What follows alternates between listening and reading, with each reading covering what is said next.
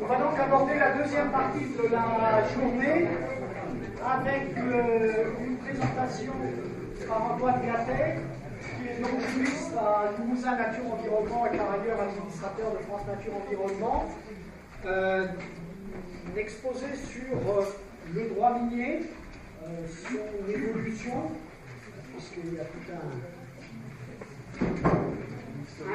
une histoire riche de projets d'évolution du droit minier. Il y en a pour une heure à peu près. Une heure maximum, de façon à ce qu'on garde un temps à la fois de réponse-question comme on l'a fait ce matin, et qu'ensuite on puisse avoir un échange plus global sur la question très actuelle des projets de recherche minière en Bretagne. Voilà, je te cède volontiers la parole. Alors c'est toujours délicat d'intervenir à ce moment-là parce que tout le monde digère. Moi j'ai tenté la soupe de chocolat.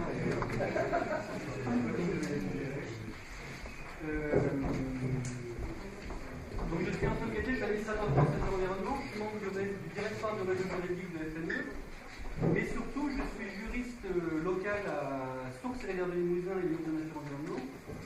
Et dans ce cadre-là, on a une grosse expérience contentieuse notamment, mais pas que, sur la question de l'après-mine d'uranium en Limousin. Professeur Limousin qui a été à l'origine du procès contre la société Areva en 2001-2005 sur cette question-là. Et sur les volets miniers, on est sur les mêmes problématiques que les problématiques bretonnes, puisqu'on a aussi des projets miniers et des permis miniers qui ont été délivrés ou qui sont en cours de délivrance en Limousin, notamment en Creuse et en Haute-Vienne. Sur la Creuse, on a une association qui s'appelle Stop Mine 23 qui a été créée, avec laquelle on travaille, pour laquelle moi j'ai fait quelques contentieux contre des permis de travaux, des déclarations de travaux. Et je suis administrateur de l'autre association Stop Mine 87, parce qu'un des projets miniers concerne la commune où j'habite, le sud. Donc de ce fait-là, j'ai été obligé de me Saint-Pélibourg, il y en a qui connaissent. J'ai été obligé, je veux dire, de rentrer un peu plus dans l'association pour gérer ces dossiers-là. Et je suis très heureux d'être là, puisque j'ai fait un stage à Rivière de Bretagne il y a 15 ans, quand j'étais étudiant en droit de l'environnement, et j'ai appris beaucoup de choses de Gilles et des juristes de l'époque, qui étaient Pierre Boyer, Raymond Léos. J'ai fait mes premiers dossiers contentieux dans les tribunaux correctionnels de Guingamp. Je me suis fait courir après par des agriculteurs en colère qui nous déposaient au pénal. Donc j'ai un attachement particulier au Rivière de Bretagne, voilà, c'est pour ça que j'ai avec plaisir m'y agir. J'ai reformulé un peu le titre de l'intervention, parce qu'on va le voir dans les premières diapos. Pour moi, le code minier et la réforme du code minier est purement et simplement enterré. Donc, il ne faut pas attendre une évolution du code minier dans les années à venir. En tout cas, il ne faut pas l'attendre avant les années post-élection présidentielle, fin 2017-2018. Je vais vous expliquer pourquoi, mais le code minier, on l'a suivi de très près à la France Nature Environnement, avec Olivier Gourbino en particulier. On est à un stade où il ne faut plus y compter. Donc, du coup, j'ai recentré un peu la présentation sur le droit actuel d'encadrement des projets miniers d'ouverture de mines.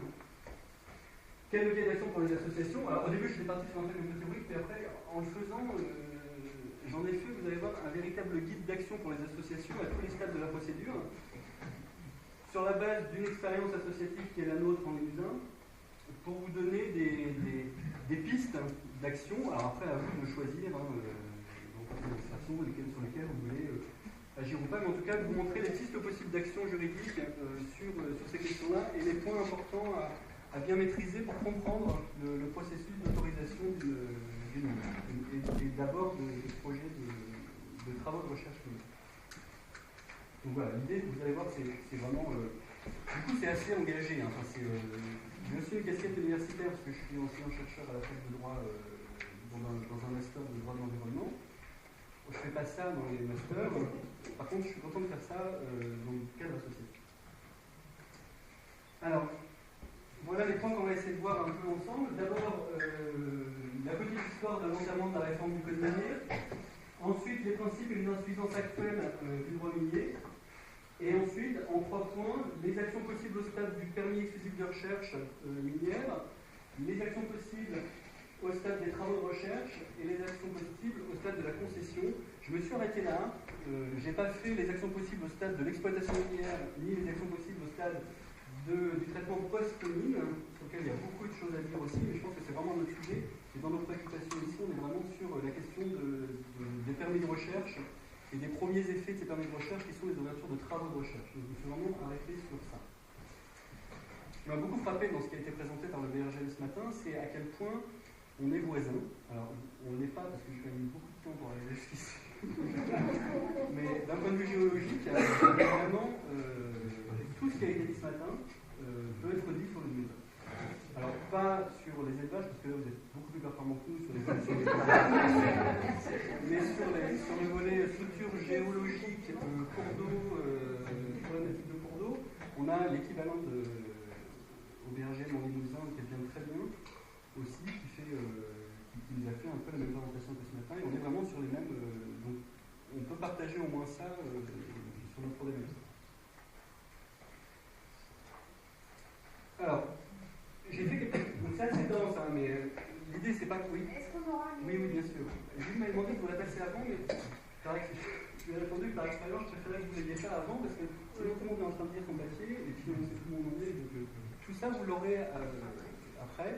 C'est volontairement un peu complet pour qu'il y ait tout et que ça puisse servir à d'autres moments. On n'est pas obligé de tout lire ensemble non plus, c'est vraiment un support. Donc l'histoire notamment de la réforme du code minier. Dans le contexte, l'enjeu de la réforme du code minier apparaît en 2011 à l'occasion de la délivrance des permis de gaz de schiste et de tous les événements médiatiques qu'il y a autour de ça,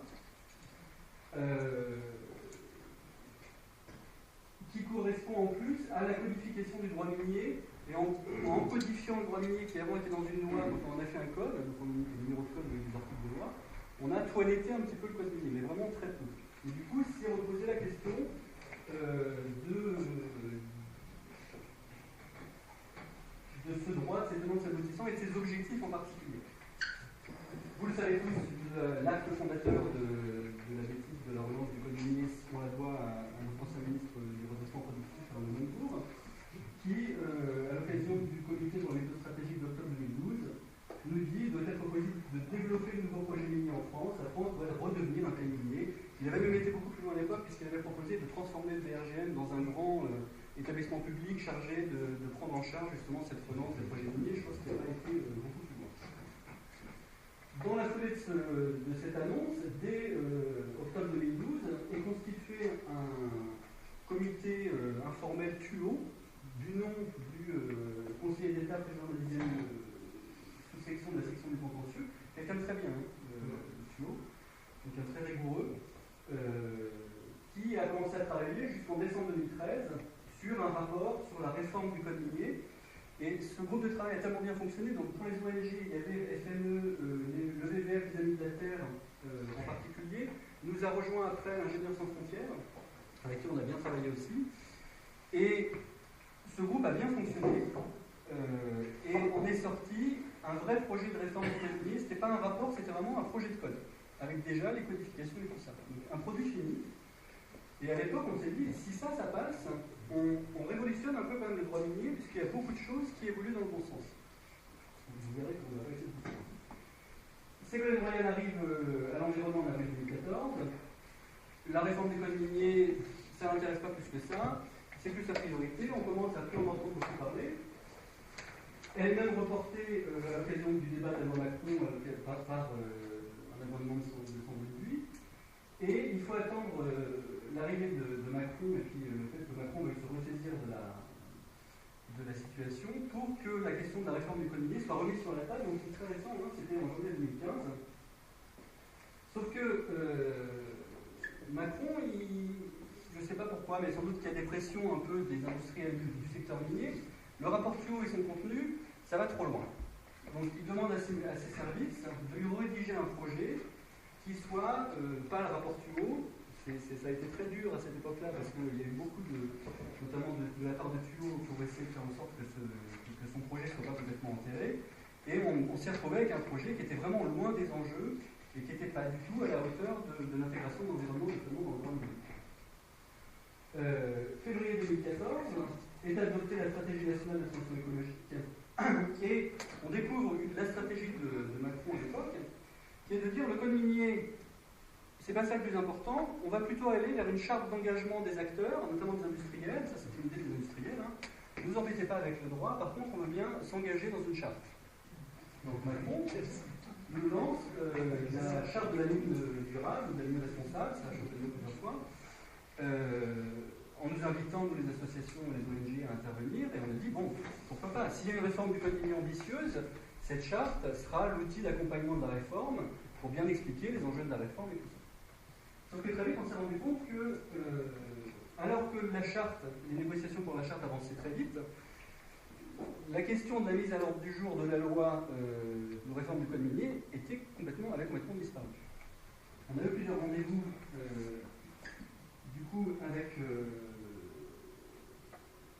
avant mars-avril, sort un projet de loi qui en fait était un projet de loi qui habilitait le gouvernement à intervenir par ordonnance, c'est la grosse façon de faire du gouvernement actuel, l'ordonnance, pour réformer le code minier. Et dans ce projet de loi, dans les objectifs qui étaient assignés à ce projet d'ordonnance, on était très loin du compte du rapport public. Donc on a eu ici avec les FNU et les associations notamment Ingénieurs sans frontières une position très ferme en disant si c'est ça votre projet de réforme du code minier, ça sera sans nous, et surtout la mine responsable, ça sera sans nous. Et c'est à cette époque-là qu'on a quitté la table de la négociation sur la mine responsable en disant nous on veut une loi ambitieuse, la mine responsable c'est une charte qui accompagne les enjeux de la loi, s'il n'y a pas la loi, on n'en met plus. On a eu des rendez-vous au cabinet de Macron à plusieurs reprises sur ça, avec des positionnements contradictoires du cabinet. Très clairement, dès décembre 2015, le cabinet nous a dit si le projet de loi ne passe pas à l'Assemblée, n'est pas programmé dans les premiers mois de l'année au calendrier parlementaire, c'est même pas la peine d'y compter, on n'aura pas de réforme du code minier. Voilà. On est en septembre, je crois que c'est aujourd'hui clair, parce que la loi c'était une loi qui demandait d'intervenir par ordonnance dans les 12 mois.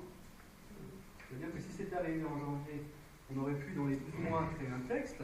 Aujourd'hui, c'est même plus la peine. Les élections sont en avril, c'est fini. Hein. Aujourd'hui, très clairement, la réforme du code minier dans la loi, c'est pas la peine de l'attendre. Par contre, le chantier qui continue à être porté, c'est le chantier de cette charte de la mine responsable, avec une situation actuelle un peu particulière, parce qu'on n'arrive pas à savoir où en est ce chantier avec le départ de Macron. C'était quand même le bébé de Macron, hein, c'est lui qui l'avait porté. Alors là, on est un peu... D'un côté, c'est dans la stratégie nationale de transition écologique, c'est clairement précisé, c'est clairement dedans. C'est presque prêt. De l'autre côté, les associations sont parties. Alors, sauf le BVF, on a du mal avec le BVF à le convaincre qu'il est en train de faire une bêtise et de vouloir rester là-dedans. Et de toute façon, on n'y sera pas. Et cette mine responsable, de toute façon, il ne faut rien en attendre, hein, puisque le contenu, on l'a eu, on l'a analysé, on a fait un rapport aussi pour le critiquer. Dedans, il n'y a rien. Dedans, il y a des grandes phrases du genre l'industriel s'engage à accompagner, à expliquer aux collectivités territoriales pourquoi c'est un bénéfice pour son territoire, des choses comme ça. Très global, pas juridique. Donc il ne faut rien en attendre. La conclusion de cette petite histoire rapide de 2011 à aujourd'hui, c'est que la réforme du code minier, elle est enterrée. Enfin, je crois qu'il ne faut plus l'attendre. Et là, il faudrait que les médias le comprennent, parce qu'on a régulièrement des articles, encore un article hier soir dans Le Monde, sur la réforme du code minier qui devrait intervenir et autres. On a régulièrement des colloques de géologues qui nous disent voilà ce qui va changer avec la réforme du code minier. Il ne va rien changer avec la réforme du code minier, on n'aura pas de réforme du code minier. La conséquence, c'est que le code minier actuel continue de contenir toutes ces lacunes.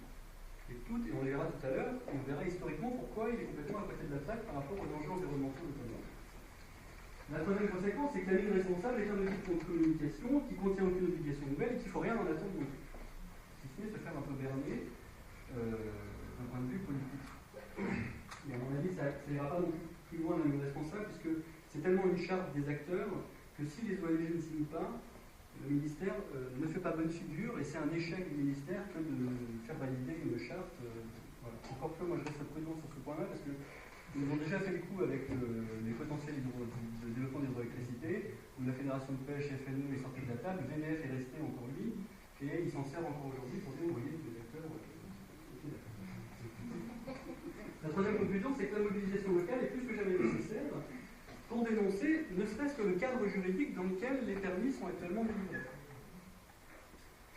Et que pour ce faire, il faut avoir une bonne connaissance de ce droit qui est un droit complètement dérogatoire du droit de l'environnement. Dans les associations, en général, on connaît bien le droit de l'environnement, on fait même du contentieux, notamment au Regard de Bretagne. Le droit minier, on le connaît mal, et il a des sources historiques et des enjeux qui sont très particuliers. Donc c'est l'objectif de cette deuxième partie. Est-ce que ça va? Est-ce que je parle assez fort? Est-ce que je ne parle pas trop vite? Sur les principes du droit minier. Pour bien comprendre le droit minier, il faut comprendre qu'à l'origine, le droit minier, c'est lié à la question de propriété. Donc, Code civil 1804, la propriété du sol emporte la propriété du dessus du dessous, sauf les modifications résultant des lois et règlements, et dès 1810, le législateur considère que les mines ne peuvent être exploitées qu'en vertu d'un acte de concession délivré en Conseil d'État. C'est-à-dire que dès 1810, on nous dit propriété du terrain vaut propriété du dessus du dessous, sauf pour les substances minières, qui sont d'intérêt national et qui doivent être, pour leur exploitation, faire l'objet d'une concession de la part de l'État envers quelqu'un pour pouvoir être exploité. Donc une mainmise des ressources. On est à l'époque sur les mêmes questions dans le domaine de l'eau, avec les cours d'eau domaniaux, l'énergie des cours d'eau, des grands fleuves et tout ça. Ça, c'est du domaine de l'État. C'est pour ça que dans le domaine de l'eau, on a aussi des concessions hydroélectriques, c'est-à-dire l'État concède le droit d'exploiter l'énergie. Donc on est, depuis le début du XIXe siècle, on a l'inscription dans le droit de la reconnaissance du caractère public des ressources minérales du sous-sol français. Le code minier est créé par décret en 1956, qui en fait reprend la loi sur les mines d'avril 1810. Et en gros, entre 1810 et 1980, le code minier ne va s'occuper que d'une chose, c'est exploiter ces ressources parce que c'est dans l'intérêt public de le faire, et gérer les problèmes entre le propriétaire du sol et les conséquences de l'activité de celui qui exploite le site. Tout ce qu'on a dans le code minier à cette époque-là, c'est des questions de résolution des conflits. Le droit, c'est ça, c'est le droit apparaît quand il y a un problème social pour le résoudre. Les seuls problèmes sociaux qu'on a dans ces années-là, c'est des conflits entre le propriétaire et la personne qui est en train de faire des trous chez lui. Donc on a des mécanismes d'indemnisation, de prévention des éboulements, des choses comme ça, qui sont inclus dans le code, mais uniquement ça. Sauf qu'entre 1960 et 1980, les agents environnementaux sanitaires apparaissent en même temps que les techniques d'exploitation se développent, avec des techniques employant de plus en plus de substances chimiques, gérant de plus en plus de gros volumes, et donc générant des quantités importantes de déchets et des pollutions environnementales les plus importantes. La réaction, c'est en 1980, un décret du 7 mai 80 qui va créer le Règlement général des industries extractives, le RGIE, quelque chose de bien connu des mineurs, c'est la Bible du mineur, le RGIE, qui contient d'ailleurs beaucoup de prescriptions sur l'après-mine, et qui va ajouter un titre enfin relatif à la protection de l'environnement, contenant, je viens de le dire, notamment des questions sur le suivi post-exploitation. Parce qu'on arrive aussi à ces années-là dans un temps historique de fermeture de mines et de gestion de l'après-mine, dans lequel on se rend compte qu'on n'avait pas anticipé, mais que quand une entreprise minière arrête l'exploitation de la mine, eh bien, il n'a plus de revenus. Et quand il n'a plus de revenus, il coule. Et s'il n'a pas géré correctement le stockage à long terme des déchets, eh bien, on a des sites orphelins avec une entreprise qui n'existe plus, et la nouvelle obligation pour la société de gérer pour le long terme ces déchets-là. Donc on essaye d'encadrer beaucoup plus en amont les conditions de fin d'activité au moment où l'exploitant est encore en activité. La loi de 1994 va créer un nouvel article 79 de ce code minier qui va élargir les obligations des exploitants en matière d'environnement aussi pour les travaux de recherche et d'exploitation des mines. Donc avec un principe plus général, attention, il y a des enjeux environnementaux. En 1999, on intègre en gros les volets RGUL dans le code sur le volet exploitation, post-exploitation. Et en 2011, on a la fameuse codification dont je parlais tout à l'heure, et on rejoint l'histoire récente qu'on a dit tout à l'heure, la codification donc de ce texte de 56 en particulier dans le code minier, avec une vraie procédure fermeture de mine, qui règle un peu tous les problèmes qu'on avait eus, parce que pendant tout ce temps, on a changé de procédure 14 fois, et on ne sait plus où on en est. En fonction de la date d'ouverture de mine, en fonction des concessions, des dates de délivrance de concessions, des concessions ont été données pour une durée limitée dans le temps et d'autres pour une durée illimitée. En fonction des dates de permis d'exploitation, on avait les conditions de réhabilitation, on ne les avait pas. Il y avait une procédure qui nécessitait un premier donné acte et d'autres qui ne nécessitaient rien du tout. Enfin, c'était devenu un peu n'importe quoi. On essaye un peu de faire le ménage en même temps. Donc voilà où on en est. Cette diapo, c'est surtout pour vous montrer qu'on n'a pas beaucoup avancé, en fait, depuis 1804, depuis le début du 19e. L'objectif du code minier, c'est un droit à l'exploitation minière. Met en place un droit à l'exploitation minière. Et encadre la façon, le fait d'exploiter les mines. Et pas les questions de prévention des pollutions, des questions environnementales. Alors, un petit point rapide quand même pour qu'on soit clair sur ce dont on parle. La différence entre la mine et la carrière, ce n'est pas une différence de critère, ce n'est pas un critère scientifique, c'est un critère juridique, puisque le droit pose des règles, donc il va poser ses propres définitions. Pour le droit, on est une mine, quelle que soit l'extraction, si c'est à ciel ouvert ou souterrain. Souvent on nous dit ça, oui, si c'est à ciel ouvert, c'est une carrière, si c'est au souterrain, c'est une mine. Alors ça, c'est peut-être vrai pour les saules ou des animaux comme ça, mais c'est pas pour l'homme. Pour l'homme, on est une mine, au titre de l'article 111 du code minier, si on recherche les substances suivantes. Alors cette liste, elle peut évoluer aussi dans le temps. On peut en rajouter, on peut en enlever, et du coup on fait échapper ou pas certaines substances à l'exploitation au code minier ou pas. Il faut savoir, je ne l'ai pas dit, qu'en 1993, la réglementation des carrières, qui faisait l'objet d'une réglementation particulière, intègre le code de l'environnement en tant qu'ICPE. Donc depuis 1993, 1994, je ne sais plus, une carrière, c'est une ICPE. Et l'enjeu du code minier et l'enjeu des mines, et ce qui est porté depuis longtemps, classée pour la protection de l'environnement. L'enjeu, c'est-à-dire le régime industriel du code de l'environnement de base.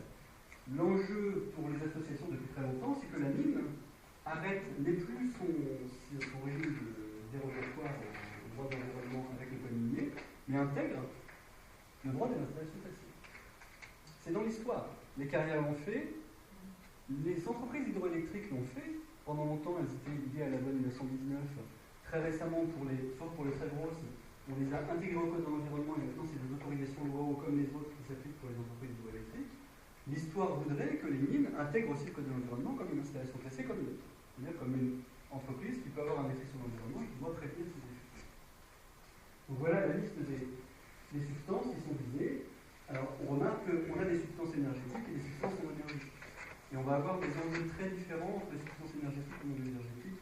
Tout ce qui est gaz de schiste, l'uranium et autres, ça a des enjeux un peu différents de l'imitation. Je ne vois pas le carbonate de calcium. Je ne vois pas le sable, le calcaire. À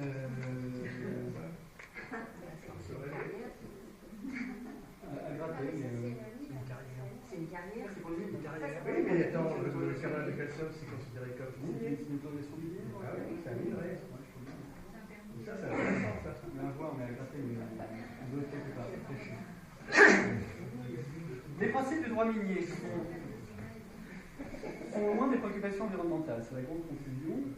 Les effets, alors pourtant, les effets territoriaux du mine sont importants, pour une raison simple, c'est que l'exploitant, contrairement à n'importe quelle autre activité, n'a pas le choix de là où il exploite. C'est la localisation du filon qui va lui dire, c'est ici que tu exploites. Alors que dans toutes les autres installations classées, si on veut exploiter une installation et qu'on a un problème territorial, on peut la déplacer un peu. Éviter la zone humide, éviter le village, machin, on peut la mettre ailleurs. Ici, on ne peut pas la mettre ailleurs. On est contraint par l'environnement de localisation du filon. C'est comme une caractéristique forte du problème de la question minière. C'est une activité qui est très liée au régime des ICPE, et c'est pour ça qu'on demande que le régime minier intègre les ICPE, puisque quand on ouvre une mine, c'est pas une carrière, et ça c'est un message qu'il faut, à mon avis, asséner, parce qu'on a plein d'élus locaux qui n'ont pas compris ça. Et on a d'ailleurs dans les discours des opérateurs miniers, si vous regardez bien les discours, les opérateurs miniers vous font croire qu'on va chercher la pépite d'or au fond de la mine, et qu'on sort des lingots d'or de la mine. On oublie souvent de nous dire qu'on va chercher des minerais dans une mine, et que pour sortir de ce minerai le produit qu'on cherche à la fin, il faut traiter le minerai. Et ces traitements, c'est des traitements chimiques, c'est des traitements qui emploient des quantités importantes de produits, qui sont toujours gérés par une autorisation au titre des installations classées pour la protection de l'environnement. C'est-à-dire que quand on exploite une mine, on ouvre aussi une ICPE. Et surtout, cette exploitation génère des quantités très importantes de déchets. C'est une autre caractéristique de l'exploitation minière. Quand on transforme du minerai, on a un petit peu de ce qu'on cherche d'un côté, et on a des quantités astronomiques de déchets de l'autre. Ça, tous ceux qui ont suivi des enjeux post-mine, notamment sur les mines d'uranium le savent, l'enjeu c'est comment gérer ces quantités importantes de déchets qui après peuvent être décidées ou se retrouver dans les cours. Et pourtant, voilà, la problématique de long terme est très forte, et dans le droit de l'environnement, on s'occupe de ça. On a les principes d'objectifs de développement durable et autres, donc on s'occupe de cette question de prise en compte du long terme. Une exploitation minière, c'est en gros 10 ans, 10-15 ans. Donc pendant 10-15 ans, on va avoir des bénéfices potentiels, encore on va discuter. Après, pendant des dizaines et des centaines d'années, on va avoir des conséquences négatives. De ces éléments un peu à charge, d'accord, on verra après les autres arguments de charge, sur les enjeux des mines, on a en face des lacunes importantes du droit minier actuel, qui du coup n'évoluera pas. En particulier, le fait qu'on n'a pas de définition d'intérêt stratégique national pour l'exploitation de la ressource nationale, de la ressource minérale, et qu'on laisse cette définition aux entreprises privées. Ce qui avait été beaucoup discuté dans le rapport Thuot, c'était de dire, ok, on a une richesse nationale, mais si c'est une richesse nationale, est-ce que ça ne revient pas plutôt à l'État, et pourquoi pas à des organismes comme le BRGM, de définir comment on va l'exploiter, quelles sont les priorités, quelles substances, à quel endroit du territoire, selon quels principes. On voit par rapport à nos richesses, on fait la connaissance nous-mêmes de nos richesses, on voit quel est l'enjeu stratégique d'exploiter ou pas telle substance, et on se met un programme d'action sur plusieurs dizaines d'années en disant on commence par ces substances-là, dans ces endroits-là, avec telle contrainte, et après on appelle les opérateurs privés pour exécuter ces services pour le compte de l'État. Là, c'était quelque chose qui était prévu dans la réforme du code minier, ça, de mettre en place un plan stratégique national. Dans le code minier, ça n'existe pas. On laisse faire, on dit c'est stratégique de les exploiter. N'importe qui peut venir en disant bah, tiens, moi je voudrais exploiter ça ici, très bien, tu as un projet, c'est un projet, c'est ce qu'on fait en ce moment, on est dans la philosophie du projet. Projet égale bon, opposant égale opposant au projet. Moi, ça me gonfle un peu ça. On est dans une vision du monde dans laquelle on a les porteurs de projets qui sont des gentils et les opposants au projet. On est au niveau des FNE de plus en plus en train de dire attendez, on est des opposants au projet. On peut être aussi des accompagnateurs de projets parce que les projets sont bons pour la collectivité aussi. Donc il y a des charges. Donc là, ça n'existe pas. On n'a pas ce plan stratégique national. Autre lacune, les autorisations et les déclarations de travaux de recherche, notamment d'exploration et de caractérisation, sont une procédure qui prennent insuffisamment en compte les enjeux environnementaux, une procédure d'autorisation et de déclaration qui est très éloignée des enjeux, notamment des procédures d'autorisation et de déclaration du code de l'environnement. On a surtout, alors j'ai oublié, c'est la question de la concession. Au stade de la concession, on n'a pas l'obligation, on y reviendra tout à l'heure pour le porteur du projet, d'expliquer les effets de son projet jusqu'au bout. On n'a pas l'obligation de dire, voilà, je demande une concession, si jamais j'exploite, voilà comment ça se passera. Voilà les techniques que j'emploierai, voilà où sera localisée l'usine, et ce qu'elle produira l'usine, voilà le volume de déchets que je produirai, tout ça, ça n'existe pas. Et surtout, on a ce fameux droit de suite à l'article L132.6 du code minier, qui nous dit en substance que, après la phase d'exploration, le bénéficiaire du permis de recherche dispose d'un droit à obtenir le permis d'exploitation. Le code minier nous dit, si vous cherchez, si on vous a autorisé à chercher et que vous avez dépensé des sous pour chercher, si vous trouvez quelque chose, vous avez le droit de l'exploiter. Il y a une sorte de droit de suite automatique. Le droit de suite, c'est un peu différent, mais un peu des droits automatiques à exploiter une ressource privée. Autre élément très insuffisant, l'insuffisance de la participation du public à la définition de l'opportunité du projet. Les procédures d'enquête publique, alors les procédures de participation, on le verra, qui sont ouvertes au public et aux collectivités, c'est seulement de dire est-ce que la façon dont on va faire les travaux, ça va, et est-ce que la façon dont on va exploiter, ça va. Et quand vous dites ça, par exemple, je viens voir si ça vous va, la façon dont on va exploiter, les gens ils disent quoi, moi je ne veux pas vous dire si je suis d'accord sur comment on va exploiter, moi je vais vous dire mon point de vue sur est-ce que c'est opportun d'exploiter ou pas ici, et quelles sont les conséquences de cette exploitation sur d'autres intérêts généraux ou d'autres intérêts publics. À aucun moment dans la procédure de code minier, on a une concertation préalable large sur l'opportunité d'un projet de mine ici, et de cette façon d'exploiter ce projet ici. Insuffisance aussi de la prise en compte des effets collatéraux d'exploitation minière, puisque tout le volet ICPE est très étranger à la procédure minière. La façon dont on va exploiter les traités minerais, on s'en occupe jamais dans le volet minier. Ça sera le volet ICPE. Et insuffisance de la prise en compte des effets sanitaires et environnementaux de la famine. Alors ça, c'est facile de dire. Il suffit de regarder l'expérience française depuis le début des années 80 sur l'ensemble du territoire, et notamment les nôtres, la Bretagne et le Limousin, sur tous les dossiers, je pense que vous en avez, on en a une tripotée, de gestion et de pollution liée à des anciennes mines, qui ont été mal réhabilitées, mais en tout cas mal fermées, dont les stocks de déchets ont été mal gérés, et sur lesquels on a toutes les conséquences environnementales et sanitaires qui génèrent des coûts pour la société importants aujourd'hui. Et notre expérience de terrain, c'est celle-là. C'est ce que moi je dis souvent quand on a des opérateurs miniers avec qui on arrive à discuter. Mais pourquoi vous ne faites pas confiance? On ne vous fait pas confiance parce que ça fait 20 ans qu'on se bat pour gérer les déchets que vous nous avez laissés la dernière fois que vous êtes venus. Donc accompagnez-nous pour qu'on gère les déchets de la dernière fois, et quand on aura fait ça, on verra si on a envie d'en faire d'autres, de gérer d'autres mines. Commençons par régler ça.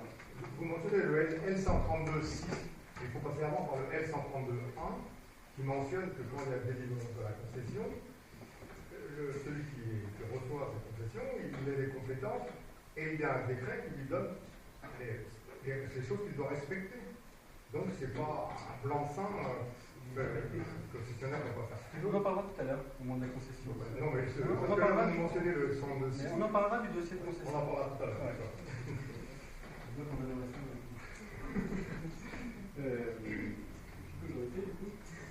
Oui, la question de la gestion de la famine avance pas. C'est d'autant plus sensible ces questions-là que les lieux sur lesquels les demandes de concession sont faites aujourd'hui sont évidemment les lieux sur lesquels les concessions ont déjà été livrées et des exploitations ont déjà été faites. Donc, en tout cas, c'est le cas en Limousin, sur les 3 permis, un qui a été livré dans l'instruction.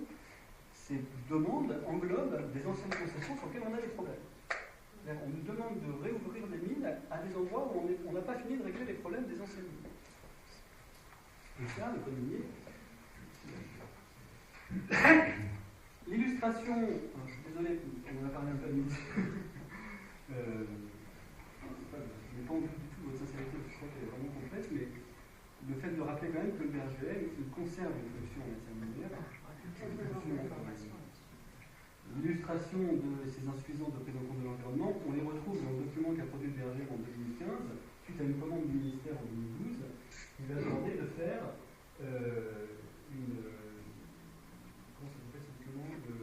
le potentiel minier de la France. C'est-à-dire de reprendre ces données jusqu'à 1992, d'essayer de les mettre un peu à jour, et de sortir des cartes dans lesquelles on a les potentiels. Alors, le BRGM a été un petit peu plus loin, puisqu'il a été jusqu'à nous sortir la hiérarchisation des points qui sont les plus intéressants à aller exploiter tout de suite. Ce qu'on voit dans cette carte, déjà, c'est que le Limousin et la Bretagne, on est vraiment voisins. Hein. On a les mêmes types de socles, les mêmes types de ressources et les mêmes priorités.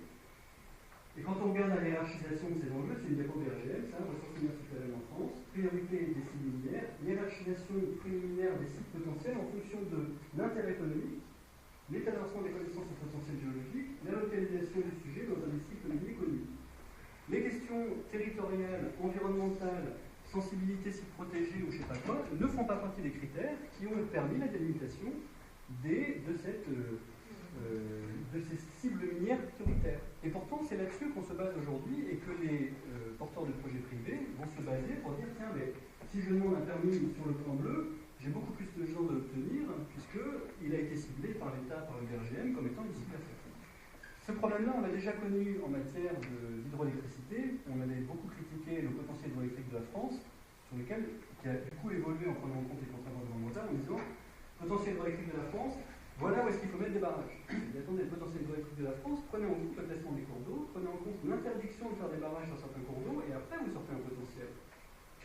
Ça me paraît quand même un peu évident. C'est comme si on vous disait potentiel des hydrocarbures en France, et qu'on allait chercher les hydrocarbures sur le bassin parisien. Jamais on va foutre des trains. C'est mon impression, mais jamais on va mettre des puits de pétrole dans Paris. Pourtant, on a des ressources pétrolières sous Paris. Donc, elles ne font pas partie des ressources prioritaires, des cibles prioritaires des ressources pétrolières. Pourquoi est-ce qu'en matière minière, on n'intègre pas les contraintes environnementales pour cibler vraiment des ressources minières potentiellement exploitables?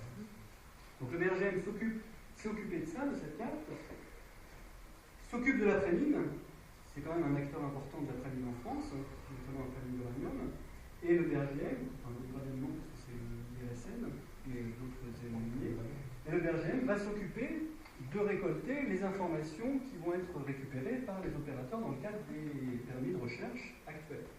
Ces informations remontent et devront être compilées aussi par le BRGM. Donc le BRGM continue à être un acteur.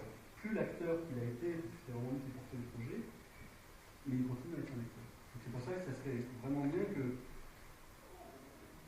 dans ces missions-là, on ressente tout ce que vous avez expliqué ce matin, c'est-à-dire le fait que le BRGM est aussi dans une dimension de protection des ressources souterraines et autres, et qu'on sente une révolution du BRGM sur ces niveaux. Alors, un petit rappel.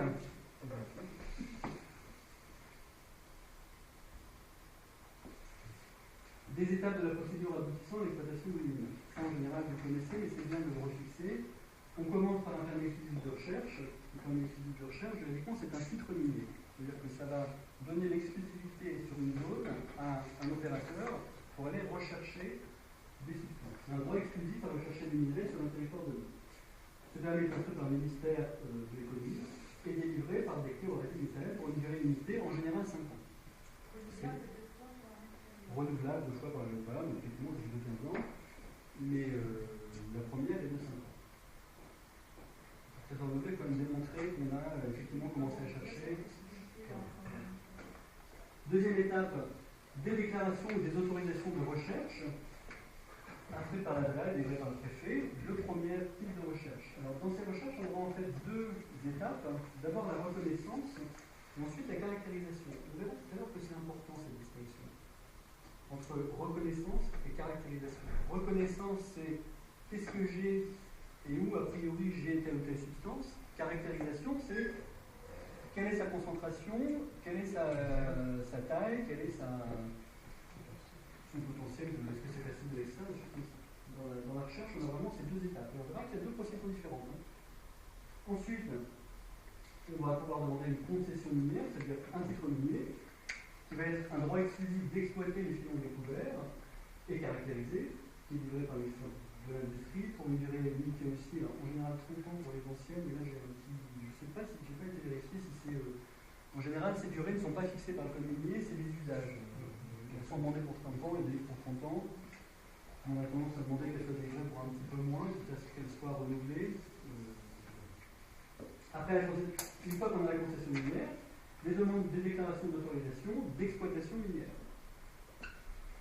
Et parallèlement à ça, des autorisations CPE pour les usines de traitement du minerai et pour la gestion des déchets aussi extractifs. Une fois qu'on a exploité, on a une déclaration d'arrêt définitif des travaux au moins 6 mois avant la fin de l'exploitation, c'est le premier donné acte, et une déclaration concernant les modalités de remise en état exploitation, c'est ce donné acte.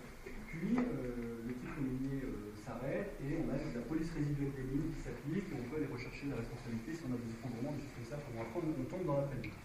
Mais grosso modo, pour pouvoir ouvrir une mine, il faut passer ces étapes.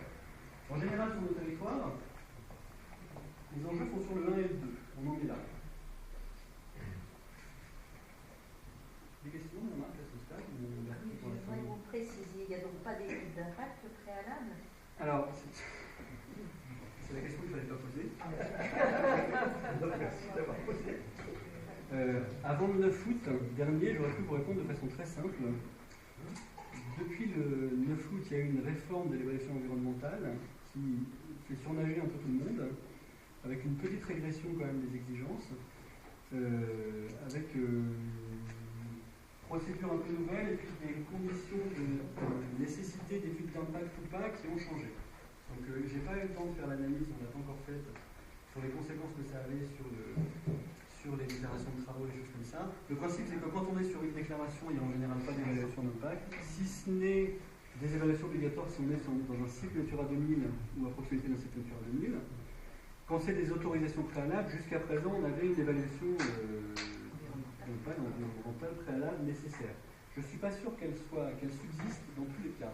C'est-à-dire que peut-être qu'avec le nouveau système, on est dans la nouvelle procédure de cas par cas. C'est-à-dire qu'on va demander aux nouvelles autorités environnementales en région là, de donner son avis sur est-ce qu'il faut une évaluation environnementale ou pas dans ce cas-là. Donc, on a complexifié un peu le système. Oui. Très important cet aspect-là parce qu'il faut bien séparer très important à ces stades-là. Entre le niveau ministériel sur le permis exclusif et la consultation publique qui se fait par voie électronique, pour laquelle il n'y a qu'une notice environnementale, et les procédures terrain, on va dire, qui sont de prospection ou d'exploitation après, qui sont gérées au niveau du préfet, et qui peuvent dans certains cas donner lieu à une étude d'impact et donc une enquête publique. En général, sur les autorisations de recherche. Et là où c'est extrêmement troublant, c'est quand on voit le discours du préfet des Côtes-d'Armor, qui est en charge des dossiers miniers à ce jour en Bretagne, et qui nous affirme en commission d'information civique, dans la presse, etc., qu'il y aura, mais sans préciser à quel niveau, il y aura des enquêtes publiques. Et le problème, c'est que d'abord les enquêtes publiques, c'est pas bien, mais qu'il donne à penser que dans le cas où il y aurait une transformation du permis de recherche en concession d'exploitation, il y aura enquête publique. Mais en fait, il fait un raccourci audacieux entre il zappe complètement l'étape concession et il nous dit oui, il y aura des enquêtes publiques, mais ça concernera les travaux, mais pas le fait générateur de la concession. Alors, ça, c'est de la malhonnêteté intellectuelle caractéristique. Du coup, quels sont les types d'actions possibles à ces différents stades? Encore une fois, je me suis arrêté au stade de la concession. D'abord, au stade du permis exclusif de recherche minière, le PER-PVRM, qui est, à mon sens, l'étape stratégique à ne pas manquer. C'est la première étape du projet minier, c'est une étape clé car, encore une fois, il y a ce fameux droit à exploiter en cas de recherche. Donc, si on autorise la recherche, si quelque chose est trouvé, il y a une exploitation derrière. Donc, si le porteur du projet veut le faire, il n'y aura pas d'opposition particulière qui le fasse. Et on a une hypocrisie particulière à ce stade, qui est un point sur lequel ça c'est vraiment tiré de l'expérience Limousine, c'est que, de par l'exploitation jusqu'aux années 80, de par les anciens permis de recherche qui ont été accordés, voire les anciennes concessions accordées, de par les prospections qui ont été faites par le BRGM notamment dans les années 70, mais aussi entre 80 et 2005 en particulier, on peut considérer que dans pas mal d'endroits, les zones de ressources sont parfaitement connues. On a des cartes au BRG. On a les rapports des anciens concessionnaires, on a tous les rapports des anciennes recherches qui ont été faites. Nous, on a découvert sur le permis de recherche qui a été livré en Creuse, on a du coup attaqué les permis des travaux, et on a fait suspendre les travaux. On a découvert que la zone pile de la recherche correspondait à la zone qui avait déjà été recherchée au début des années 90 par la société Total, et qu'elle avait sorti des rapports que le dossier ne mentionnait pas, que nous, on a été chercher aux archives. Et ces rapports sont très précis sur la localisation, les concentrations de substances et sur les travaux qui ont déjà été faits. Donc on peut avoir à ce stade des pétitionnaires qui font semblant de demander un permis de recherche pour faire semblant de chercher, alors qu'ils ont déjà la connaissance. Et c'est ce qui s'est passé, ce que je racontais avec notre concession creusoise. Dans le dossier, le pétitionnaire s'était engagé à investir 1 million d'euros par an pour faire des recherches. Au bout de la troisième année, on a fait le bilan. Alors, ils sont où les millions? On a découvert que 600 000 euros avaient été dépensés en 3 ans et que 85% de ces 600 000 euros étaient sur la ligne rémunération des dirigeants. C'est-à-dire qu'il y avait eu quelques travaux à la fin, quelques recherches à la carrière sur les terrains, mais pourtant ils arrivaient à produire un rapport qui était un rapport très dense sur la caractérisation de la zone. Mais ce rapport, ce n'était qu'un travail, c'était un gros travail, qui avait quand même nécessité des sous, de bilan d'analyse bibliographique des données existantes pour les actualiser avec et puis récupérer toutes les données pour sortir un rapport actuel sur l'état de la. Il question, est-ce que exclusif ne signifierait pas mise en concurrence? Si, alors dans la procédure, il y a effectivement une mise en concurrence, si quelqu'un porte un projet, une mise en concurrence pour voir si quelqu'un peut faire mieux. Ça, dans le rapport Thio, c'était beaucoup plus fin, la question de cette mise en concurrence, avec une vraie mise en concurrence. Aujourd'hui, je ne sais pas quelle est votre expérience sur les permis délivrés, mais ça n'a pas, enfin, nous, au final, il y a eu aucune réaction sur la mise en concurrence en termes d'autres porteurs qui auraient pu vouloir s'investir sur le sujet. Les lacunes devant l'UNIACA, le fait du KRL est assez multiple. D'abord, une absence d'information totale sur le fait qu'un projet est déposé en réel jusqu'à la publication effectivement, de cet appel à public à concurrence. Que personne ne voit. Que personne en plus ne voit. Une participation du public limitée à une consultation en ligne de 15 jours sur le site internet publié sur le site internet du ministère de l'Industrie, alors qu'on a un site internet dédié en matière de procédure environnementale pour les consultations qui est consultationpublique.gouv.fr. On ne doit jamais passer ça. Ce n'est pas sur les sites des préfectures, ce n'est pas sur les sites des réals, c'est uniquement sur le site du ministère de l'Industrie, au petit onglet consultation publique, et il n'y a que celle-là qu'on trouve ici. On les trouve là parce que c'est du code minier, hein, c'est pas du code de l'environnement. Donc, il faudrait aller voir tous les jours le site du ministère de l'Industrie. Moi, je ne fais pas ça, je fais d'autres choses bizarres pour regarder les livres français de JO tous les matins, mais je ne vais pas regarder le site du ministère de l'Industrie. Donc, en général, on passe à côté. Et surtout, cette consultation n'est pas sur l'opportunité du projet, mais sur le dossier dont on parlait tout à l'heure avec monsieur, qui est un dossier qui ne contient en fait que des informations sur les capacités techniques financières sur le projet du porteur du projet, avec une notice environnementale qui n'est pas une notice environnementale, qui est plutôt d'ailleurs le point important dans ce dossier, c'est l'avis de la VLT ou de l'avis d'Adréal sur les enjeux environnementaux. Et en général, quand on lit ce dossier, l'Adréal nous dit les enjeux environnementaux, ils interviendront quand il y aura des travaux. Et à ce moment-là, il y aura des évaluations environnementales. Aujourd'hui, il n'y en a pas besoin.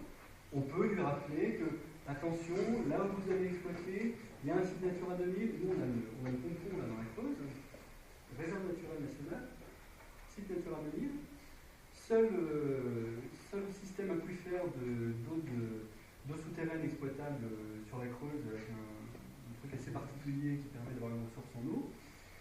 Et puis pas mal de zones humides, parce qu'on est dans un secteur à fond de zones humides.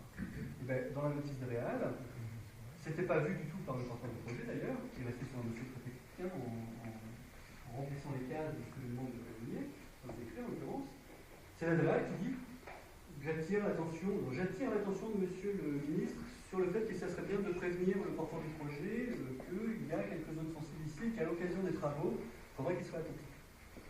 Donc pas d'évaluation environnementale, et du coup pas de consultation sur l'opportunité. Quand on essaye à ce stade de faire remonter, nous on a fait des contributions à son salaire de Limousin en alertant et autres, la réponse de la préfecture ou du ministère c'est de dire c'est très bien ce que vous dites, mais c'est pas ça qu'on nous demande, ça dites-le plus tard. Là on n'accorde pas, il ne se passe rien pour l'instant. On ne fait qu'accorder, on ne fait que dire qui peut chercher. Que nous, en effet, si vous dites, toi tu peux chercher, si jamais il trouve, il peut exploiter. Donc, nous, on veut en discuter maintenant. Et on veut poser sur la table les enjeux du territoire. Donc, absence de consultation également des collectivités territoriales, il n'est pas prévu dans la procédure de consultation des collectivités territoriales à ce stade.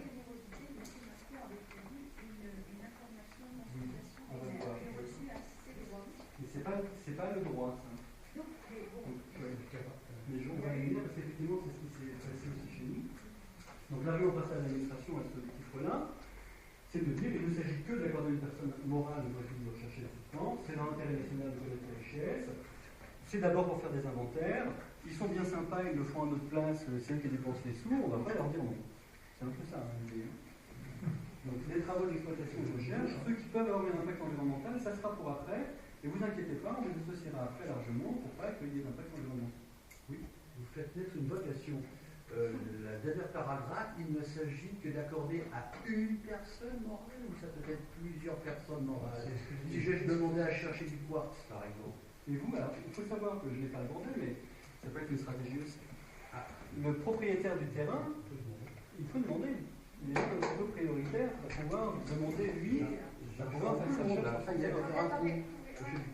propriétaire du terrain peut il peut demander à aller chercher aussi, lui. C'est d'autant plus simple pour lui, parce que comme il est propriétaire, il n'aura pas besoin de demander l'autorisation du propriétaire pour pouvoir faire des sons. Le propriétaire, le code de l'immobilier dit le propriétaire ou un exploitant. Le propriétaire est évidemment visé en premier lieu pour pouvoir notamment rechercher ou tirer de son terrain. Quelles sont les actions associatives possibles au stade de l'instruction de ce permis de recherche? D'abord, obtenir et disposer d'informations disponibles auprès d'Adréal le plus tôt possible. Donc, ne pas attendre la publication de l'avis à concurrence.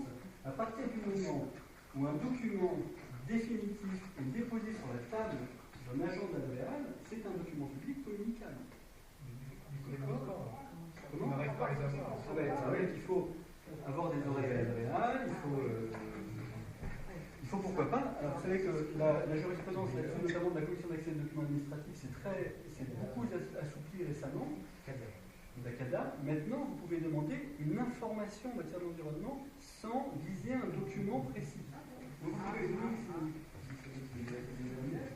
vous pouvez dire à la CADA, dire à l'Adréal, merci de m'informer ou de me communiquer toute information dont vous disposez concernant des projets de recherche minière sur ce territoire. Et l'Adréal, si elle a un dossier qui est dans un coin de la table, elle ne l'a même pas encore jugé de sa recevabilité, elle doit vous dire, écoutez, j'ai un dossier sur ma table, je suis en train d'examiner sa recevabilité. Et c'est là que vous dites, donnez-le-moi ce dossier. Et dit, oui, mais j'ai pas juste sur la municipalité. Écoutez, vous en donnerez votre analyse de la recevabilité quand vous l'aurez faite, parce qu'elle, effectivement, elle n'a pas été faite, donc c'est pas un document plus communicable. Par contre, le dossier déposé sur votre bureau, il est définitif, il concerne l'environnement, donc il est communicable. Oui, mais le problème, c'est que ça ne marche pas comme ça dans la réalité. Alors, Ils ont un mois pour nous répondre. Et qu'ils nous font voter. Et qu'après, quand on s'aperçoit qu'ils ne vont pas nous le donner. On a un cas actuellement en cours, là, où nous ne probablement pas. Donc, pourquoi on fera la Blacada? À Blacada, on a bouffé 2 mois. Ouais. Et si la déclaration, le donné acte, etc., sort là avant les jours prochains, et là, les 2 mois de recours seront écoulés. On aura la réponse de la CADA 3 jours avant l'échéance du délai de recours. Et on peut anticiper, mais ça devient... Ça vous le faites une fois. Une fois, vous faites avoir sur les délais, vous obtenez une avis de la CADA très claire sur la communicabilité de ça, on en a des avis là-dessus, et vous faites pression au niveau des préfets la fois d'après, vous avez fait la dernière fois que vous avez fait le coup, la CADA a dit que c'était communicable, vous faites une deuxième fois. Des fois, on a des dizaines d'expériences comme ça, et ça reste difficile. Ça reste difficile. Et l'administration parie sur le temps pour que l'information diffusée n'arrive pas. Oui, alors après, l'administration ne supporte pas que les élus ne soient pas contents. Le préfet ne supporte pas être appelé par un élu local. Donc si vous arrivez à avoir un élu avec vous en lui disant il y a quelque chose sur le bureau de la préfecture qui concerne ta commune, la préfecture ne te l'a pas envoyé, elle ne veut pas nous le donner alors que nous on pourrait te le donner, et que l'élu en question prend son téléphone, ça peut accélérer les choses. Nous, ce qu'on a fait sur un des dossiers, c'est qu'on a récupéré le dossier à l'Adréal, le tout aussi débarqué à l'Adréal, vous savez, moi je fais ça régulièrement. Au bout d'un moment, au lieu d'envoyer des courriers, des mails, vous pouvez envoyer des mails, je ne sais pas si vous savez, mais il n'y a plus besoin d'envoyer des courriers papier. Vous pouvez vous débarquer à l'Adréal, vous lui dites bonjour, j'aimerais consulter les dossiers concernant les projets de recherche minière en cours d'instruction, qui sont sur votre bureau. Mais qu'est-ce que vous voulez comme chose? Écoutez, montrez-moi ce que vous avez, montrez-moi ce que vous avez, je vais faire la liste de ce que je veux éventuellement avoir comme question. Il faut trouver des solutions pour pouvoir obtenir. Mais je suis conscient que à la c'est décharge de difficile. l'Adréal, jusqu'à il y a quelques mois, ils étaient parfaits. Étant donné qu'il y a eu une légère crispation dans la région, eh bien, l'Adréal a été... la gestion du dossier a été prise en main par au niveau de la préfecture de Côte-d'Armor, et que depuis, c'est déroulé. Votre interlocuteur, c'est le responsable d'environnement du service environnement de la préfecture. Enfin, Lambert, c'est l'ancien chef de cabinet de Ségolène Royal. Oui, vous, c'est toujours compliqué chez vous. Nous, ce qu'on a fait, par exemple, ici, c'est qu'une fois qu'on a eu le document, on l'a envoyé à tous les élus concernés. En leur disant, est-ce que la préfecture vous a informé que ce dossier était dans ses bureaux d'Adréal et qu'elle allait donner un avis dessus? Et qu'est-ce que vous en pensez? Tous les élus ont appelé la DRR en disant qu'est-ce que c'est que cette histoire, il paraît qu'il y a un dossier machin, et c'est grâce à ça qu'on a réussi à obtenir que le préfet lui-même dise oui, ne vous inquiétez pas, on a pas pu vous l'envoyer, on va vous l'envoyer, on va vous demander votre avis dessus même. Et du coup, on peut avoir ici travailler avec les élus pour leur expliquer pourquoi c'est plus bon pour leur territoire et obtenir sur le permis d'Audienne, on a obtenu des délibérations défavorables de tous les élus, des délibérations qui faisaient 3 pages, auxquelles on leur a donné des éléments d'écriture pour qu'ils ne les reprendront pas, qui sont assez costauds. Et quand le dossier arrive au ministre, juridiquement, il n'y a pas besoin des avis des élus, mais que vous avez réussi à rajouter dans le dossier les avis des 6 communes concernées, qui sont tous des avis complets, défavorables, motivés, qui posent des questions à l'autre, ça peut faire réfléchir un petit peu plus le ministre, en tout cas, essayer de dire qu'il y a une fiscale, on peut apporter des éléments. Il faut aussi organiser une information et une consultation des populations concernées par la zone de recherche, mais aussi par les communes en général,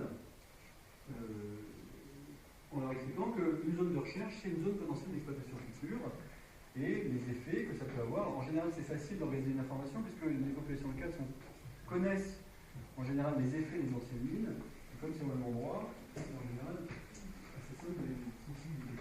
Pour ça qu'on fait les collectivités territoriales, on l'a dit. Et surtout participer à cette fameuse constitution publique de 15 jours sur le site du ministère, ne serait-ce que pour dénoncer à cette occasion le fait que la procédure ne prévoit pas une consultation sur l'opportunité. Ne serait-ce que pour dire, attendez, nous on habite ici, nous on exploite, nous on a fait une association des maraîchers, artisans du territoire concerné, en disant, dans la notice, il n'y a pas l'analyse des activités actuelles sur le territoire concerné et des conséquences potentielles sur ces activités. Nous, on est les gens qui avons une activité en ce moment sur ce territoire qui peut être mise en danger par une exploitation future. On est en droit de demander à être associé à une discussion sur l'opportunité de ce projet territorial, parce que c'est un vrai projet territorial. Est-ce que c'est ce qu'on veut pour notre territoire local ou pas? Donc, le fait de détourner un peu la question vers l'opportunité du projet, parce qu'on n'a pas beaucoup d'endroits où le faire, on peut au moins le faire ici. Ça acte juridiquement en plus qu'il y a une consultation, on dit puisque vous nous demandez votre avis, on va vous donner votre avis. Ça peut être un moment fort pour organiser des événements médiatiques ou des choses comme ça, pour justement faire parler du dossier. Sinon, on a eu des cas où, dans notre territoire, cette étape-là, elle est passée complètement à là, c'est-à-dire que personne n'a vu passer la consultation, personne n'a, et on a reçu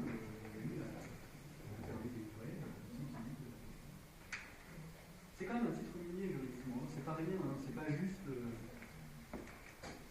Donc, à mon sens, c'est là qu'il faut faire émerger une mobilisation locale, ne serait-ce que pour l'envoyer un message fort.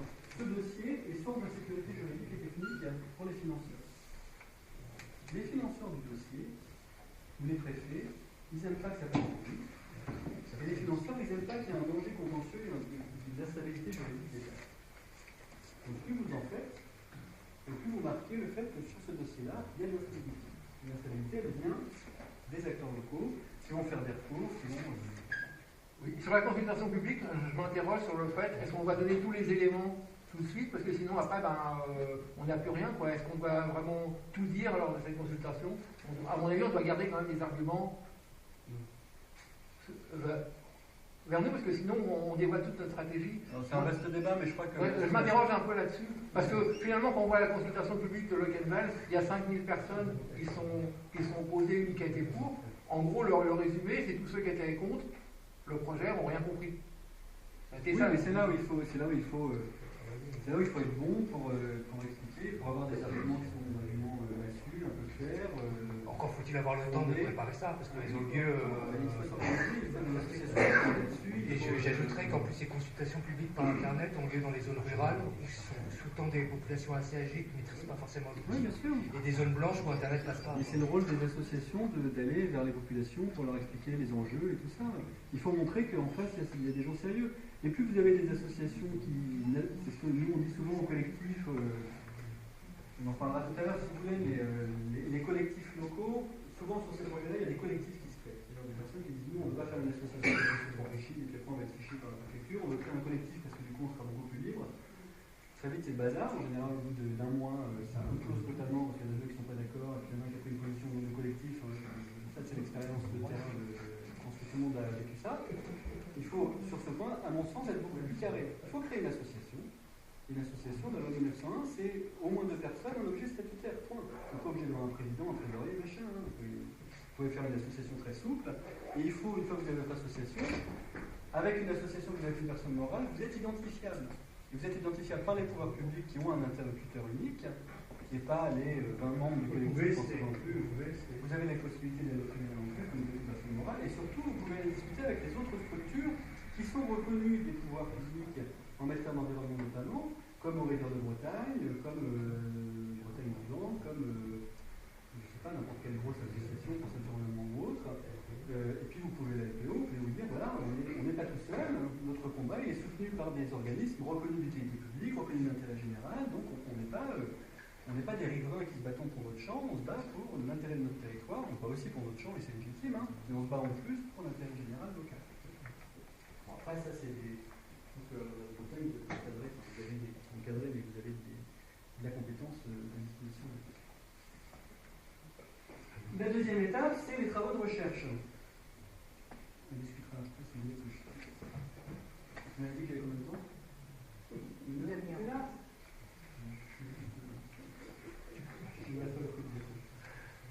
Deuxième étape des travaux de recherche, c'est l'étape de terrain. Alors ici, il faut vraiment être attentif à ça parce que c'est quelque chose qui échappe souvent aux associations. Il y a 2 types de travaux. Il y a les travaux de reconnaissance et les travaux de caractérisation. Et c'est important de faire la différence entre les deux puisque les procédures ne sont pas les mêmes et les dossiers juridiques ne sont pas les mêmes. En général, dans le dossier, il y a un manque de clarté pour différencier justement la reconnaissance de la caractérisation. Et même dans les notes techniques des agents de l'État, il y a des erreurs. J'ai relu, dans un hasard particulier avant-hier, la note technique de la Réal Bretagne sur la procédure de déclaration d'autorisation eau. C'est faux. C'est-à-dire qu'ils ont oublié la moitié de la procédure. Pour eux, il n'y a que tel type de travaux qui sont soumis à déclaration et les autres autorisations, alors qu'il y a d'autres types de travaux qui sont systématiquement soumis à autorisation. Et notamment ceux qui vont concerner les terrassements supérieurs à un volume de plus de 20 000 m3, et surtout, donc les travaux entraînant la distribution de certaines couches du sous-sol, les travaux entraînant la distribution de certaines couches du sous-sol, ça peut être sujet à interprétation, mais surtout, les travaux effectués sur des terrains humides ou des marais. Travaux effectués sur des terrains humides ou des marais. La définition des terrains humides ou des zones humides, elle est dans le Code de l'environnement. Nous, c'est là-dessus qu'on a fait jouer le dossier en Creuse, puisque notre permis de recherche était sur une zone qui était largement des terrains humides et des zones humides. On a sorti les inventaires de zones humides qui ont été reconnus par tout le monde et autres, validés par l'État et autres. Et on a dit à la préfecture, attendez, vous avez donné une déclaration de travaux alors qu'on est sur des terrains humides. C'était l'autorisation qu'il fallait. Donc on fait un dossier d'autorisation. Mais cette disposition-là, elle n'est pas dans le décret. C'est dans la note technique. Elle est dans le décret, c'est les différences entre le système de déclaration et d'autorisation. C'est le 2. Ouais.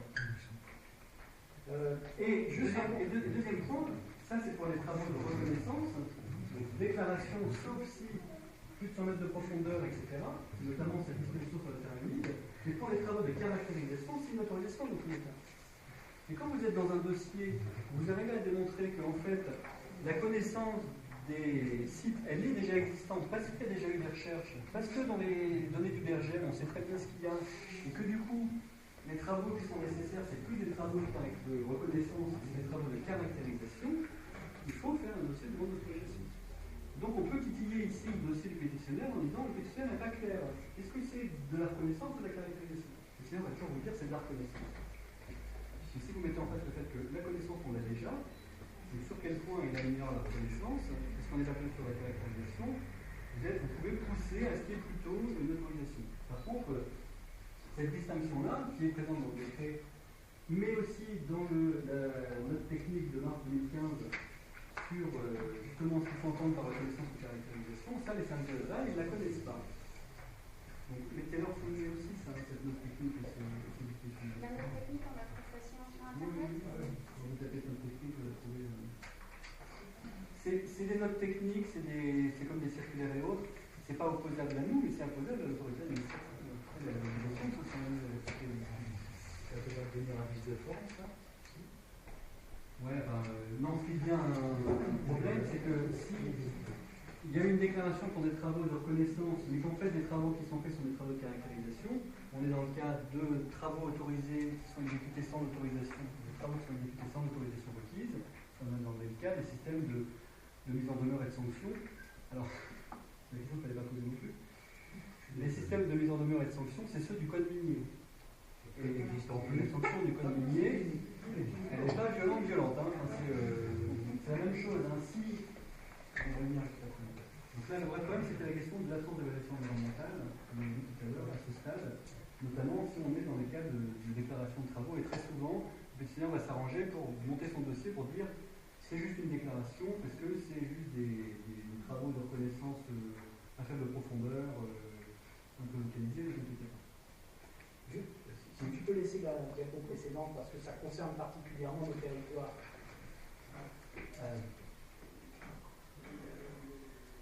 N'a-t-on pas intérêt à ne pas confondre ce qui est indiqué là, travaux effectués sur le terrain humide, comme le marais, avec la notion de zone humide qui est définie précisément par le Code de l'environnement et qui en plus font l'objet aujourd'hui en Bretagne, au travers de la politique bassin versant et des documents d'urbanisme, d'une localisation et d'une classification précise.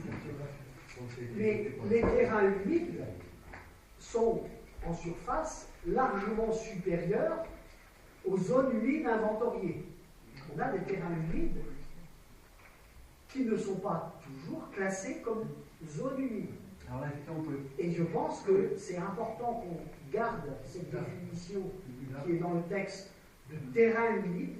Il suffit qu'un terrain soit humide, même s'il n'est pas classé officiellement comme zone humide, pour conduire nécessairement la délivrance d'une autorisation pour les travaux dont on parle. Vous pouvez partir effectivement du fait à minima, c'est l'ensemble des zones humides reconnues, tout ça. Mais comme le texte ne parle pas de zone humide et ne renvoie pas à la question de zone humide du Code de l'environnement, vous pouvez aller chercher effectivement cette fameuse classification des terrains humides là, de je crois. C'est le tableau avec les 5A, 5B, il suffit qu'on prouve. Ce tableau-là, en fonction de la typologie du sol, pour dire que le spectre des terrains humides est plus large parce que les zones humides juridiquement, ça commence au 5A. Il y a des typologies avant qui existent, au moins d'une France, je ne suis pas spécialiste de géologie, mais ça c'est dans l'arrêté ministériel de 2008. Oui, c'est ça, c'est le GEPA. C'est le GEPA. GE, GPA, GEPA. Oui. Groupe d'études des sols. Non, je pense pas que ce soit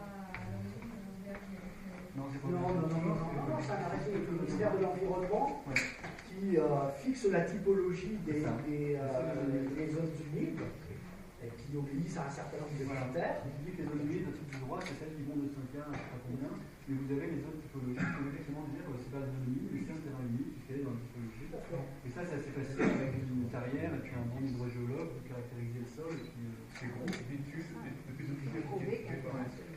Oui. Vécu avec Variscan, de toute façon, ils s'en foutent, ils vont creuser ou carotter en diagonale. Voilà ce qui a été annoncé. Il ne faut pas rentrer dans les parcelles. Les critères juridiques, c'est est-ce que c'est un terrain humide, c'est pas est-ce qu'on fait du diagonale ou du l'autre, vous voulez dire par rapport à la profondeur. Mais ils n'ont pas de problème, eux, puisqu'ils ne vont pas dans la zone humide, ils creusent à côté. Oui, c'est un qui trace à... Nous, les dossiers qu'on a été dans la zone humide. Non, mais c'est ça, hein, c'est ce qui est répondu. Hein. À vous de démontrer, par contre, c'est à vous d'aller faire des études de terrain pour démontrer que par rapport à la cartographie, à tel endroit, tel forage, tel forage, tel forage, il est en zone humide. C'est ce qu'on a fait nous, sur le dossier. Mais c'est ce qu'on a essayé de faire, ils s'en foutent. C'est une administrative s'en fout de contester la déclaration. C'est ce qu'on a fait nous ici. Action est possible à ce stade des méthodes de recherche. D'abord, demander publication des informations concernant les travaux, notamment les déclarations, et surtout bien suivre les comptes rendus d'exécution des travaux, puisque quand une déclaration est délivrée, il y a une obligation pour celui qui a obtenu la déclaration d'établir un compte rendu d'exécution des travaux, qu'il avait une autorisation limitée dans le temps, et vérifier vous-même, parce que l'administration ne le fera pas, si les travaux exécutés ont bien été exécutés conformément à la déclaration. Nous, on a eu des cas, deuxième point, notamment en Creuse, dans lesquels on a démontré que il y avait une zone avec tel ou tel forage et qu'on a localisé, on a pris en photo et on a montré qu'à tel endroit il y avait eu un forage et en dehors de la zone sur laquelle la déclaration avait été faite. En disant ici, il n'a pas respecté sa déclaration et la forêt à côté. Oui, mais là j'étais là, donc on était là. Non. Dans ce cadre-là, il faut exiger éventuellement contester plus loin. Voilà, c'est celle-là. Vérifier est-ce que le client sur le terrain respecte les déclarations. Alerter la DAVEL en cas de non-respect. Alors, ce que je disais tout à l'heure, la limite ici, c'est que c'est la procédure de sanction, pas une sanction, du code minier, qui est un peu moins stricte que les procédures du code de l'environnement. La procédure du code minier, c'est que s'il ne respecte pas la déclaration, le préfet le met en demeure de le faire. Attention, il faut respecter la déclaration. Il a pas fait, c'est trop tard. Il va être en demeure de faire attention la prochaine fois. Et s'il ne fait toujours pas attention la prochaine fois, là, il peut sanctionner, voire retirer le permis et tout ça. C'est jamais arrivé. Mais au moins, ça permet, si vous avez une mise en demeure du préfet, parce que là, il est par contre en compétencier, en général, il est obligé de mettre en demeure. Ça vous donne un argument de plus pour dire, regardez, en plus, il bosse n'importe comment. Voilà. Il n'a pas respecté son truc, on lui fait plus confiance. On rajoute un peu, confiance, on s'était laissé avoir, maintenant, Les forages devraient être géolocalisés, non? en général, oui. Oui. En général, ils ont des points de localisation précis avec des codes. Sur le dossier de déclaration, il précise bien dans les documents qui sont transmis dans les commissions d'information et de suivi, Jean qui est avec moi pour confirmer, les copains de Sylvia Aquitaine.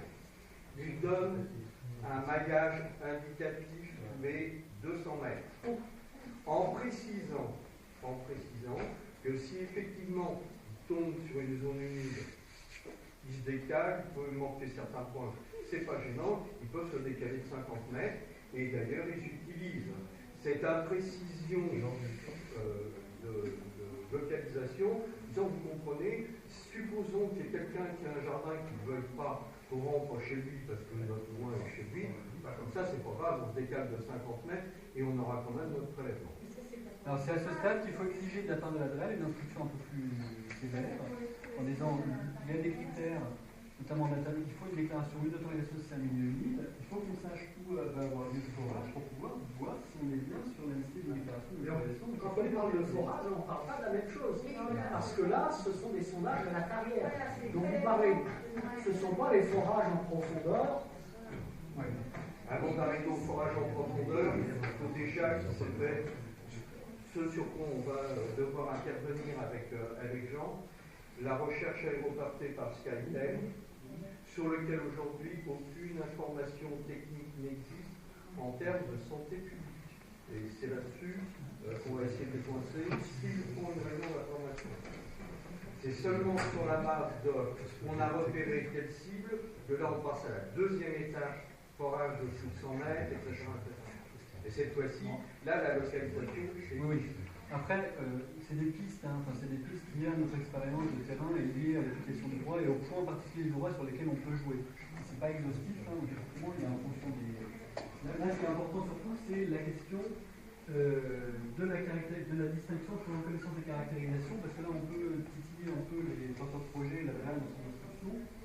Et aussi un point important, parce que ça, on doit vous le demander souvent sur le terrain, si le propriétaire refuse, le propriétaire refuse. À ce stade, il faut l'accord du propriétaire pour faire des travaux sur son terrain. Oui, est-ce que c'est le propriétaire ou l'exploitant quand on a des voies? C'est le propriétaire qui est responsable de son terrain. Pas l'exploitant. C'est pas l'exploitant. Donc il faut un accord de sécurité. Le problème qu'on a des fois, c'est que l'exploitant il est contre, et son propriétaire il a été démarché, il a signé le papier. Mais s'il y a un bail, c'est le propriétaire qui est responsable du propriétaire du terrain. Si, dans le bail, en général, il a cédé l'exploitation de certains prix de son terrain, mais pas des questions de sous-sol. Et si l'indemnisation, c'est le locataire, par contre. Plutôt le propriétaire, mais après, ils peuvent s'arranger, c'est des contractuels, ils font ce qu'ils veulent après, mais c'est le propriétaire qui doit démarcher. Nous, on a bloqué des campagnes de travaux en sensibilisant les propriétaires qui ont refusé. Je ne sais pas dans l'autre sens, mais le porteur du projet, il va demander à un mec avec une machine de venir faire un prélèvement, il ne va pas se déplacer pour 2 forages. Il a un devis, c'est rentable de le faire s'il se déplace pour un minimum d'un forage. Donc s'il n'en a pas plus d'un, il ne sera pas déplacé, même s'il en a 2, il ne sera pas déplacé. Ça, contrat. Donc vous pouvez aussi faire un petit peu de... Dernière étape, et j'en ai fini, l'étape ultime, la concession. Donc c'est la concession par l'État du droit d'exploiter la ressource. Donc là, on est sur le droit exorbitant de droit de propriété, ça veut dire qu'il n'y a plus besoin d'accord de propriétaire. Si l'exploitation est concédée, le propriétaire, il doit, si c'est des mines à ciel ouvert, il doit avoir des procédures d'expropriation, des choses comme ça. Si c'est du souterrain, ils vont en accepter les conséquences. Enfin, on est là, on autorise les travaux. Ça ouvre le droit à exploiter le filon, quelle que soit sa localisation et la sensibilité environnementale. C'est là où on va avoir un problème, justement, on va avoir une évaluation environnementale, mais l'évaluation environnementale, elle va nous dire il y a un effet sur la zone humide, il y a un effet autre. Je ne peux pas éviter réduire, compenser. Je ne peux pas éviter, puisque le filon, il est là, il n'est pas ailleurs. Je l'ai trouvé, il faut que je l'exploite. Donc je vais éventuellement réduire ou compenser. Donc on va être sur des mesures de compensation des impacts, avec toutes les discussions qu'il y a là-dessus, on ne va pas pouvoir en général éviter les... Donc c'est la crise vraiment ici, c'est ce qu'on dit tout à l'heure, une espèce de droit acquis qui disparaissait dans la réforme du haut. C'est intéressant. Oui, excusez-moi, je reviens juste sur les termes de recherche. Quand l'hélicoptère est passé là, pour faire la géophysique aéroportée, les données sont disponibles à l'Adréal ou pas? Alors, non, parce que les données à l'Adréal, c'est des documents qui ont été transmis à l'Adréal. Puis là, on va avoir des problèmes de secret un temps. Ce qui va être disponible, c'est le rapport d'exécution des travaux de recherche. Parce que c'est pour savoir quand même, essayer de focaliser les forages probables qui vont avoir lieu. Oui, mais ça apparaîtra après dans leur dossier de déclaration pour faire les forages. On ne le fera pas avant. Ce qui est communicable, c'est ce qui est dans une autorité administrative, que ce soit une collectivité, un service de l'État, une télévision publique, un privé gestionnaire de services publics, tout ça, ce qui est chez lui, c'est communicable, ça concerne l'environnement. Sous réserve que certaines dispositions soient barrées ou effacées si elles concernent certains secteurs protégés, mais en général, on est très large en matière d'environnement, il y a très peu de trucs qui empêchent la communication. Je finis peut-être et puis on aborde les questions après. Sur la concession, on va passer vite, de toute façon, parce qu'en général, on n'en est pas là. Mais les lacunes, c'est donc le droit acquis.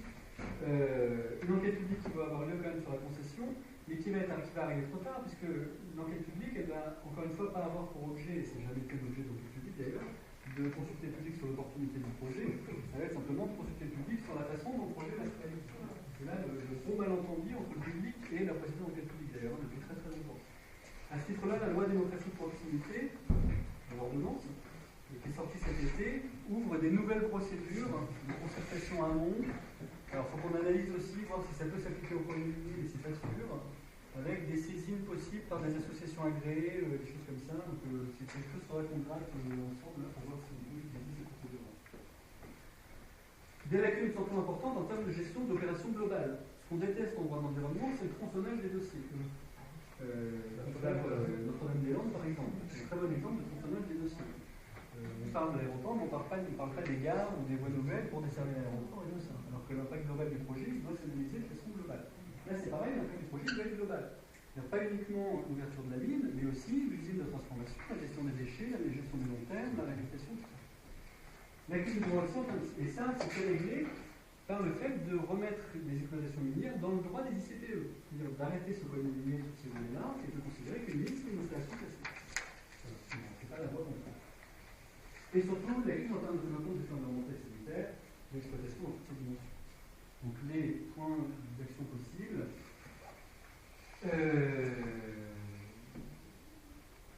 Participer le plus longtemps possible de l'enquête publique, être pris dans le dossier d'enquête avant, exiger une concertation, on l'a dit tout à l'heure. Exiger que le dossier CPE soit genre de dossier, également les permis de construire, des choses comme ça, c'est-à-dire vraiment faire en sorte de pousser à ce que ce soit un dossier unique qui soit présenté au public pour que l'ensemble des effets soient bien clairs. Organiser des réunions publiques, mais en fait, ça c'est le rôle des associations en général. Et surtout utiliser l'exemple français de pollution de l'environnement pendant l'exploitation. Puisque là, je vous ai pris un peu les arguments des exploitants miniers qu'on vous sort déjà au stade du permis de recherche, mais qu'on vous sortira encore plus au moment de l'exploitation. Ça crée des emplois. Je ne sais pas si c'est la peine pour un espace en général, ça vous maîtrisez les arguments et les contre-arguments. Donc vous savez pourquoi c'est volonté. La commune dit il ne peut pas être contre, ça crée des emplois. Je suis désolé, moi, Moi, je rêve d'autre chose pour mon gamin que d'être mineur dans la mine sur ma commune. Hein. Enfin, je ne sais pas vous, mais pour les mineurs, c'est respectable, mais c'est quand même historiquement les métiers de la mine, les métiers les plus, sur lesquels les travailleurs sont le plus exposés. Historiquement, c'est des métiers de la mine qu'on a sorti de la réglementation sanitaire des travailleurs, une radio et autres, surtout la réglementation de la mine du XXIe siècle qui est la mine propre. Ça, on le voit dans la charte, dans la mine responsable. Aujourd'hui, on ne fait plus les mines comme on les faisait avant. Aujourd'hui, on sait faire des mines propres. Alors, les techniques ont certes évolué. Des mines d'aujourd'hui, on en a aujourd'hui. Et on en a en France, on en parlait à midi, en Nouvelle-Calédonie, oui. C'est la France. Il y a des pollutions, il y a des accidents miniers, on en est la troisième grosse pollution, on a des condamnations pénales de la société canadienne qui fait. Allez chercher ces exemples-là. Allez chercher aussi l'exemple de la mine. Les mines du XXIe siècle, c'est des mines souterraines et puis des mines assez ouvertes. Parce que souvent, on me dit, ce qui embête les gens, c'est qu'on fasse des trous chez eux. Ne vous inquiétez pas, on fait des trous. Alors là, on va chercher les exemples de mines dans les pays d'Autriche et tout ça, là, avec des belles images du camion qui descend dans la mine. Regardez, aujourd'hui, la mine, c'est juste une entrée de mine, on a fait ça paysager, on a juste des camions qui rentrent et qui sortent, et tout va bien.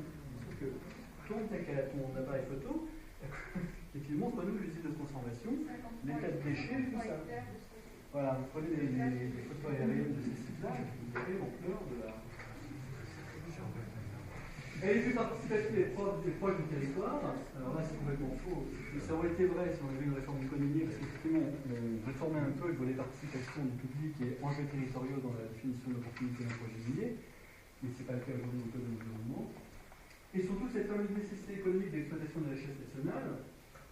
Alors ça, c'est pareil, hein, vous avez lu l'âge des low-tech, extractivisme, tous ces bouquins-là qui sont dans les bouquins sur ces arguments-là. Nous, on avait sorti tout un tas d'arguments, parce que nous, c'était une mine d'or sur laquelle on se bat. On nous avait dit, mais on doit pouvoir sortir 3 tonnes. 3 tonnes d'or pendant son exploitation.